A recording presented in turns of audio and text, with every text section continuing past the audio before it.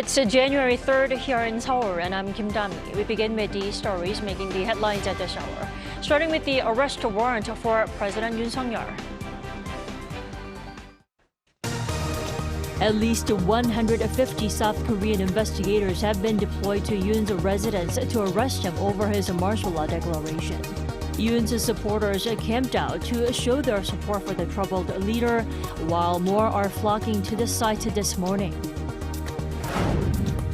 South Korean police have banned the Jeju Air CEO from leaving the country and raided the Jeju Air office as well as a Milan International Airport over the airline's plane crash that claimed 179 lives. The entire nation is still mourning the victims during this national mourning period. The government expects Korea's economy to expand by 1.8% in the new year, and to realize the slower than expected rate, 75% of this year's total fiscal budget will be utilized in the first half of the year. The Corruption Investigation Office for high-ranking officials is now executing an arrest warrant against suspended President Yoon over his martial law order. Our political correspondent Lee Si-hoo is on the line to tell us more. Si-hoo, what have you learned so far? Right, Dami, the anti-corruption agency is at the presidential residence in Yongsan-gu district in central Seoul at the moment. It is executing the arrest warrant, as you said, to investigate suspended President Yoon over his alleged insurrection and abuse of authority in his attempt to impose emergency martial law on December 3rd. Now, members of the CIO and the police have entered the residence grounds, but are currently in a deadlock with the presidential security forces who are blocking them from entering the residential building and reaching Yoon. The CIO left its headquarters in Gwacheon, Gyeonggi-do Province, south of Seoul, just after 6 this morning and arrived at Yoon's residence at around 7:15. The goal of the CIO is to arrest Yoon so they can investigate the scope and depth of his alleged unlawful involvement in the imposition of martial law. They will investigate whether Yoon gave a direct order to the military to seize lawmakers at the National Assembly forcibly and to use gunfire in the process if necessary to prevent them from voting to block martial law. They will also question Yoon on other allegations raised through additional testimonies, which hinted at Yoon's alleged directions to the military to unlawfully collect evidence and arrest personnel from the National Election Commission's office. Yoon previously shared his reasoning for imposing martial law, saying it was to stop anti-state forces and election corruption. Meanwhile, Yoon's legal team argues that the warrant is unlawful and invalid. Si-hoo, we are also hearing that there's a large crowd outside the residence as well. On top of Yoon's supporters who continued their overnight rally, more are making their way to the residence, right? Right, Dami. There are roughly 2,700 police officers on standby outside the residence.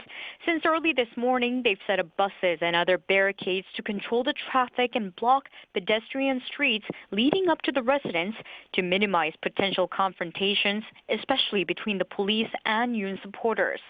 Now, a large group of Yoon supporters have been holding protest rallies outside the residence ever since the issuance of the arrest warrant by a Seoul court 4 days ago.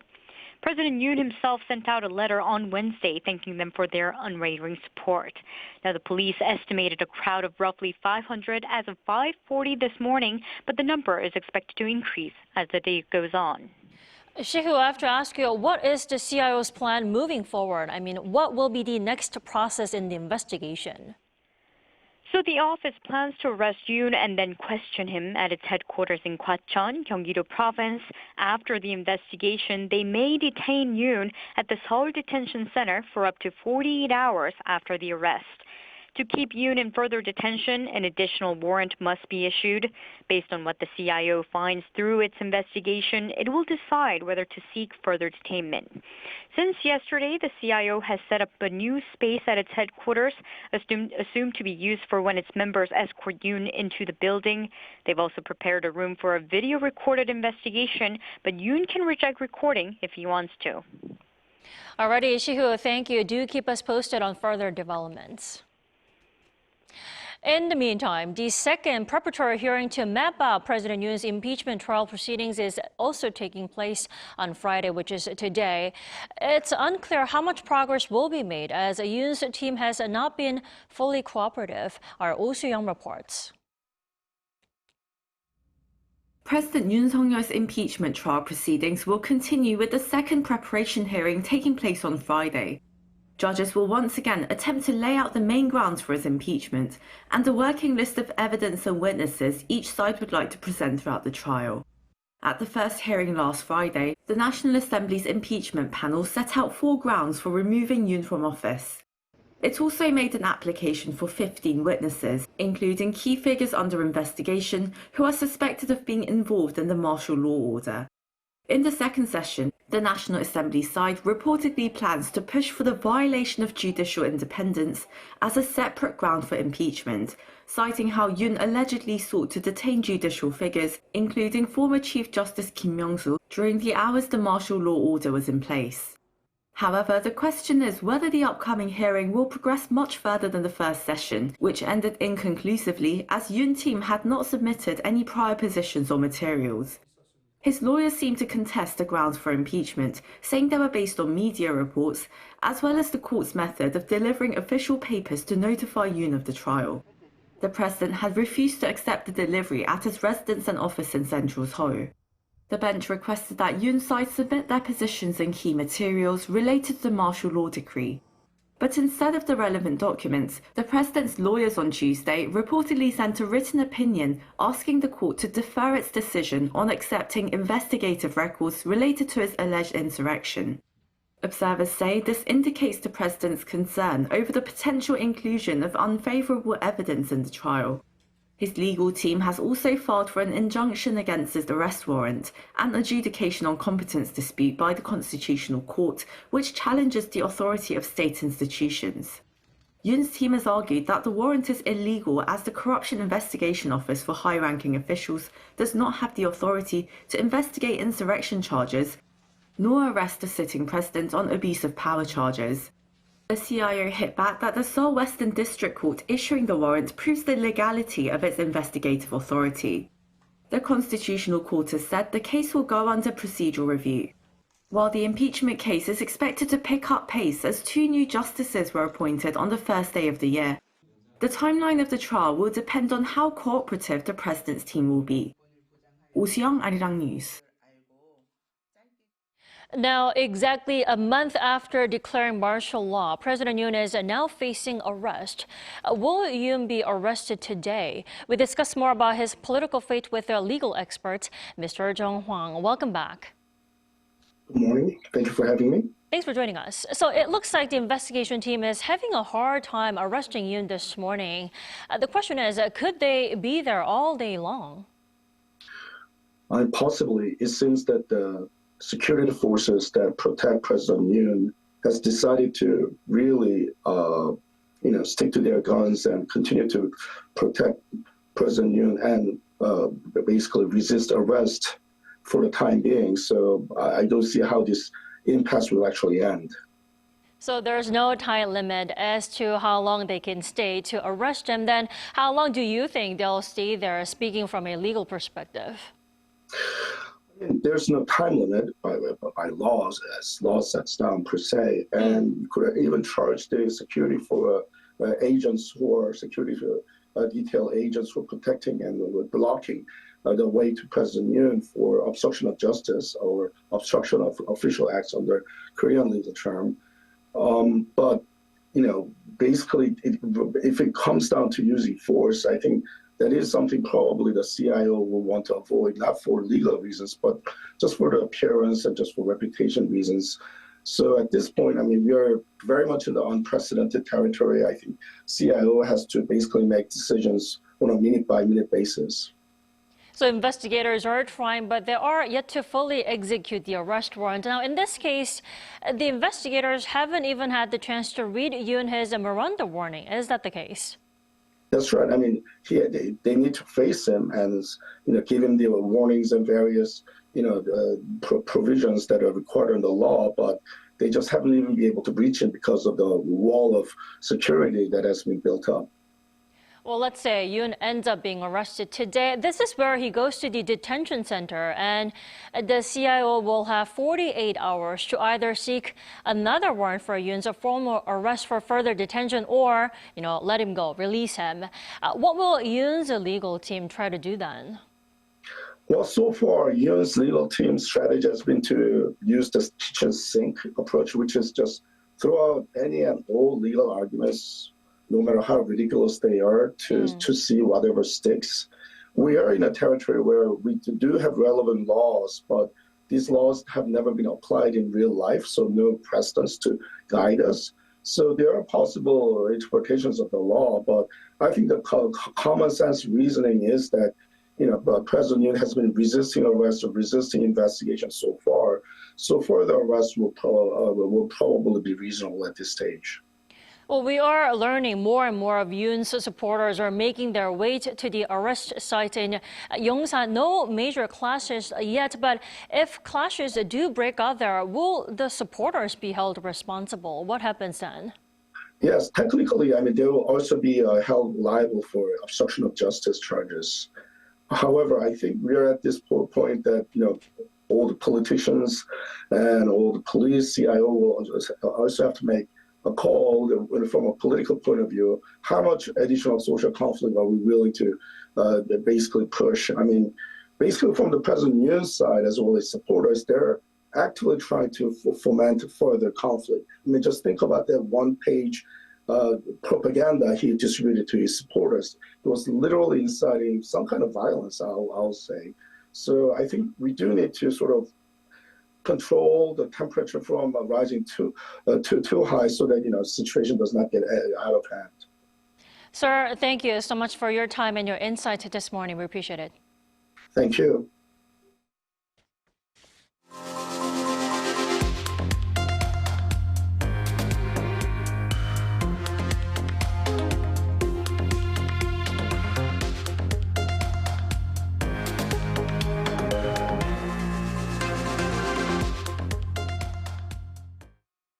U.S. Secretary of State Antony Blinken will visit South Korea on Sunday as part of his farewell tour to mark the end of the Biden administration. According to diplomatic sources, Blinken is scheduled to visit Seoul on Sunday and hold a meeting with his South Korean counterpart Cho Tae-il on Monday. During his visit, the top U.S. envoy is expected to reaffirm the strong ROK-U.S. alliance, while also revealing his stance on the December 3rd emergency martial law order, as well as South Korea's democracy. South Korean police is speeding up its probe into the deadly Jeju Air plane crash. Jeju Air CEO Kim Hee-bae has been issued a travel ban, and the police have also raided the Muan International Airport. Lee Seung-jae has more. The investigation into the tragic Jeju Air passenger plane crash that killed 179 people continues as police issued a travel ban on a person believed to be a key figure in the investigation.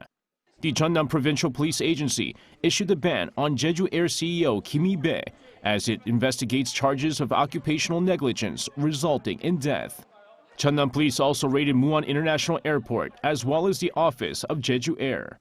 The search and seizure operation was conducted at the Jeju Air office in Seoul and the Muan office of the Busan Regional Office of Aviation. Authorities are securing evidence regarding the location of the airport's localizers and the communication record between the pilot and the control tower shortly before the crash. Airport facilities are managed by the airport, and the Aviation Administration branch office is also clearly involved in matters like air traffic control and other areas. So of course we have to look at them all. This is in order to secure records and documents related to aircraft operations, maintenance and facilities. The Ministry of Land Infrastructure and Transport has also begun an on-site inspection of air navigation safety facilities, including the position of the localizers, which is at the center of controversy in the Jeju Air crash. The inspection will be conducted across all airports nationwide. Investigators have also been able to secure the audio files from the cockpit voice recorder of the ill-fated aircraft. The CVR contains conversations between the pilots, communications with the air traffic control, as well as warning sounds inside the cockpit. With the bodies of victims being returned to the bereaved families, funerals and burials are still taking place. With many of the victims' families still at the airport, Authorities have also begun returning items and belongings. 이승재, Arirang News. Even in the new year, stabilizing the economy will be among government's priorities. Inflation is expected to be under control, but the government plans to remain vigilant after a forecast of 1.8% growth for 2025. Our correspondent Lee Soo-jin tells us more. Stabilizing the economy amid external and internal uncertainties. This is the overarching theme of the government's economic policy plans for this year. With South Korea currently going through a turbulent political period domestically, it comes as no surprise that the government is anticipating that people's livelihoods will continue facing difficulties as downside risks to the economy grow. And external risks that the government is monitoring include the implementation of tariffs that may target South Korea's exports with the inauguration of U.S. President Donald Trump.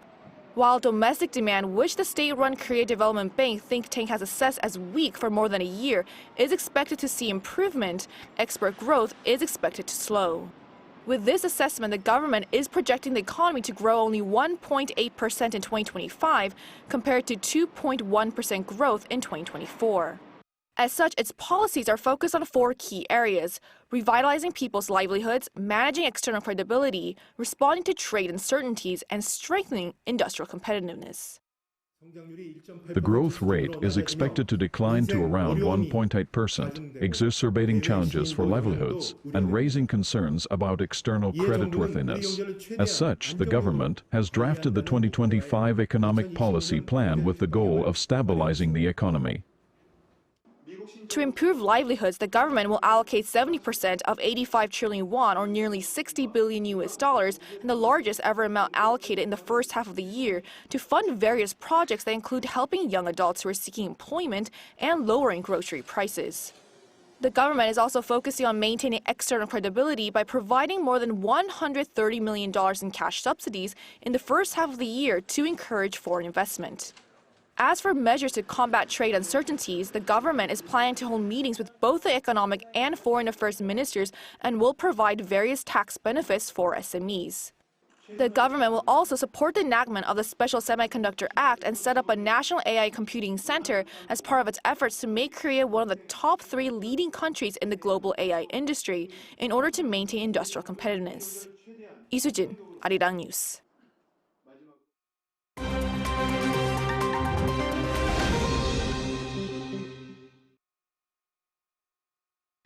Good morning, I'm Yoon Se-young, and this is The World Now. We begin with an update on the truck attack that killed 14 people in New Orleans. The attack, which happened in the early hours of New Year's Day in the city's bustling downtown area, is likely to be the act of a lone perpetrator. This comes from a Thursday briefing by the FBI, which clarified initial fears of accomplices still at large. Investigators say they have found no evidence suggesting other individuals were involved. However, the FBI did confirm that the suspect, 42-year-old Shamsuddin Zabar, a U.S. citizen from Texas, appears to have been 100% inspired by the Islamic State, commonly known as ISIS. Authorities based this on videos posted by Zabar before the attack. The vehicle used in the attack contained explosives, and an ISIS flag was also discovered inside. U.S. law enforcement sources have identified a person inside a Tesla Cybertruck that exploded outside the Trump Hotel in Las Vegas on Wednesday local time. The individual killed in the incident has been identified as 37-year-old Matthew Liebelsberger, an active duty soldier from Colorado Springs. The law enforcement official stated that the Liebelsberger sustained a self-inflicted gunshot wound to the head just moments before the explosion occurred. The FBI has stated that the incident is believed to be an isolated act and has no connection to the New Year's Day truck attack in New Orleans. Investigators are continuing to examine the circumstances surrounding this incident.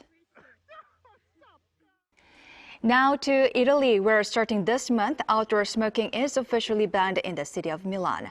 As of January 1st, smoking is prohibited in all outdoor areas in Milan unless individuals are in isolated spaces at least 10 meters away from others. Violators will face fines ranging from 40 euros, approximately $45 to 240 euros, about $260. Electronic cigarettes are exempt from the ban. The policy is part of Milan City Council's air quality law enacted in November 2020 to combat air pollution. Milan is the first city in Italy to implement such extensive outdoor smoking restrictions. The oldest person to have won an Olympic gold medal in their lifetime has died at the age of 103. Agnes Keleti, a Hungarian gymnast, claimed her first gold medal at the age of 31 during the 1952 Helsinki Olympics. 4 years later, at the Melbourne Olympics, she secured 4 more gold, becoming a 5-time Olympic champion and the oldest female gymnast to win a gold medal.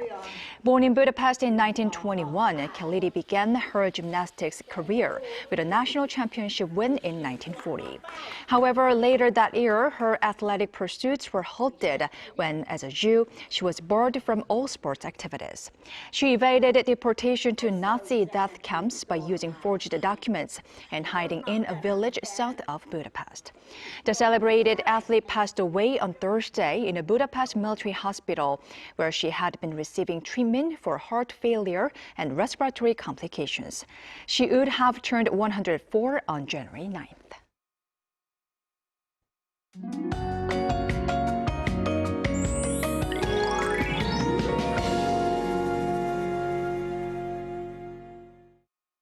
There has been a big drop in temperatures overnight. Paju had a low of minus 15 degrees, and Cheoron also had an icy cold morning. Now, tomorrow's weather looks to be a repeat of today's. Then Sunday is Sohan on the seasonal calendar, and it gets extremely cold from Sohan, and we will be seeing dramatic change in temperatures next week. Well, the east of Gangwon-do is under a dry weather warning now, and with a strong wind forecast for the area, there is wildfire danger across the east coast regions. Now, afternoon temperatures will be 2 to 5 degrees lower than yesterday. Seoul gets up to 3 degrees, Daegu topping out at 5 degrees Celsius. Bright skies are expected for most parts of Korea. Conditions will take a colder turn come Wednesday, with afternoon temperatures also staying below freezing in the capital. Morning lows will drop to nearly minus 10 degrees at the end of next week. Well, that's Korea for you, and here's a look at the international weather conditions.